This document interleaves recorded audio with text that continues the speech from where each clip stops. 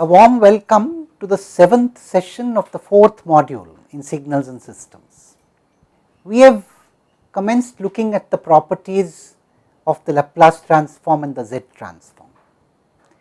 We saw the most important property, namely linearity, in the previous session, and we understood the important variation that you need to worry about when you look at the Laplace and the Z transforms, namely the region of convergence. You see, linearity was a property even in the context of the Fourier transform, it was a property in the context of the discrete time Fourier transform, but we did not have to worry about regions of convergence there. That is something which you need to bother about and bother about carefully when you talk about the Laplace transform and the Z transform. In this session, we shall look at some more properties of the Laplace transform and the Z transform. Now note that we are taking these transforms together. This is, I am again emphasizing, somewhat different from how many textbooks treat it, because they tend to separate the two transforms and treat them differently. I personally prefer to treat these two transforms together. I think there is a lot of similarity and there are also important dissimilarities or differences which should be emphasized. Let us proceed to the second property. In this second property, we are going to look at what happens when you shift on the independent variable.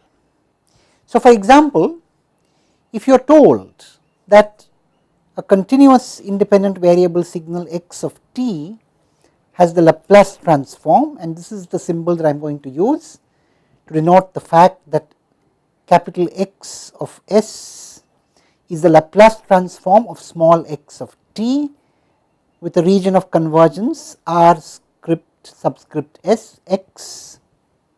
Now, what we are going to ask is, what is the Laplace transform of x of t minus t0 for some constant t0, and in parallel we are going to also ask if the Z transform of x of n, the sequence x of n, is capital X of z with a region of convergence script r and subscript capital X, what is the Z transform of x of n minus n0 and what is its region of convergence for some integer constant.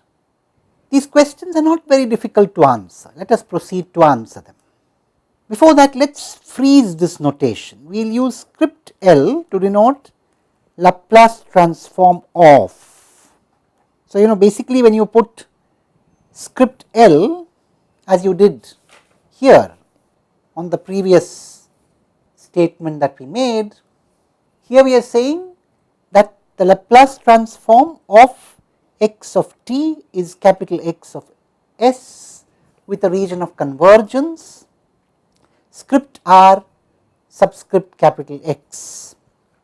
And when we write like this, as we have written here, we are asking what is the Laplace transform of x of t minus t0 for some constant t0.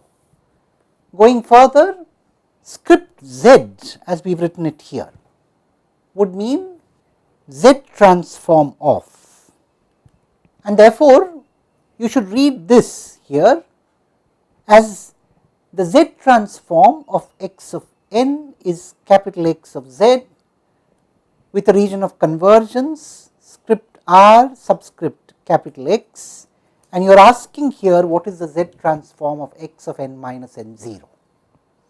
So, this is a standard notation that we are going to freeze. Later, we shall also be using the following notation that I write. We are going to use script L inverse to denote the inverse Laplace transform and script Z inverse to denote the inverse Z transform. Of course, the preposition of is required. So, for example, you could say that 1 by S minus 2 with a region of convergence real part of S greater than 2 has the inverse Laplace transform given by e raised to the power 2 t ut. And similarly, 1 by 1 minus 2 z inverse with a region of convergence of mod z greater than 2 has the inverse z transform given by 2 raised to the power of n u n. So, this is the notation that we are going to freeze, and let us use this in future. Now, coming back to the property, let us investigate the Laplace transform of x of t minus t 0. Very easy. Put t minus t 0 as another variable, let us call it lambda, whereupon t is lambda plus t 0, and of course dt is d lambda. Also, when t runs from minus to plus infinity, then lambda also runs from minus to plus infinity. There is just a shift after all. So, with this substitution, what do we have? We would be replacing this by lambda here and this by lambda plus t 0 and this by d lambda, whereupon you get, so x of lambda e raised to the power minus s into lambda plus t 0 d lambda, which we can now expand. Now, it is very easy to see that what we have here is essentially the Laplace transform of x of t, and of course, the region of convergence is implied. This factor will only be a multiplying factor, and as long as it does not tend to infinity, there is no problem. So, it is not going to affect very seriously. So, in fact, we can straight away now write down the Laplace transform of x of t minus t 0. X of t minus t 0 has the Laplace transform, essentially the Laplace transform of x t, namely capital X of s multiplied by e raised to the power minus s t 0, and the region of convergence is essentially the same, except possibly the extreme contours, as we call them. This is the word of caution that we have to give. When we shift, then everything else remains the same in the region of convergence. There is no essential difference, but you have to worry about the extremities. Do the extreme contours continue to be included, or do they have to be excluded, or do they have to continue to be excluded, or do they get included? So it can happen both ways. Something that was not initially included could get included, something that was included had to get excluded, both things can happen. You see, let us take an example. Let us take the Laplace transform of the unit impulse in continuous time. Very easy. All that the unit impulse does is to pick, it picks the value of e raised to the power minus s t at t equal to 0, and that is of course equal to 1, and this is unconditional. That means we do not have to worry what is the real part of S and so on. So, the region of convergence is the entire S plane everywhere. In contrast, let us look at what happens when you shift the impulse. So, let us take delta t minus 1. Its Laplace transform is going to be e raised to the power minus s into 1 times 1, and the only problem here is when real part of s starts tending to infinity. When real part of s starts tending to minus infinity, the infinite contours are the problem. For real part of s tending to minus infinity, this diverges. So, that part has to be excluded. In other words, the region of convergence now becomes the entire S plane excluding real part of S tending to minus infinity. That is important. So, it is very interesting. you have this whole S plane, but you have to exclude one extreme contour.